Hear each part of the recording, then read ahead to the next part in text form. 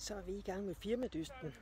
Det er jo det her arrangement, vi har stablet på benene, hvor lidt mindre virksomheder de kan nøjes med at booke en enkelt båd, og så dyste mod andre virksomheder. Det er både virksomhedernes kunder, og det er også virksomhedernes medarbejdere, som er med ombord her i dag. Vi er ved at lave intro, så alle dem, der ikke før har sejlet, de kan lære lidt om, hvad det vil sige at sejle i en sejlbåd og sejle kapsejlads. Vi satser på at få en rigtig, rigtig skøn aften. I har valgt at tage jeres kunder med ud og sejle til firmadysten. Hvorfor valgte I netop den aktivitet? Jamen, det var ligesom for at finde på noget andet. Man kan holde en company day med at spille golf og mange andre ting, og så komme ud og sejle.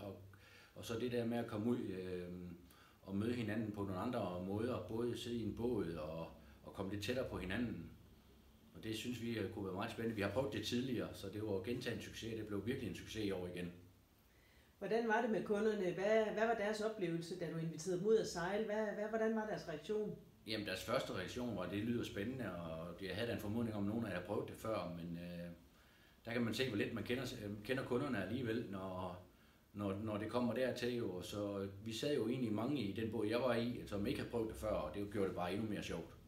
Og hvordan var deres reaktion så bagefter? Jamen, det er ligesom jeg var blevet helt euforisk af, da jeg kom hjem, og familien sagde til mig, at det skal der prøve igen, kan vi se. Og sådan har jeg også skrevet sammen med de andre, at de vil gerne med igen, hvis chancen byder sig. Hvad tænker du, at I sådan rent forretningsmæssigt har fået ud af at invitere kunderne med ud til det her event?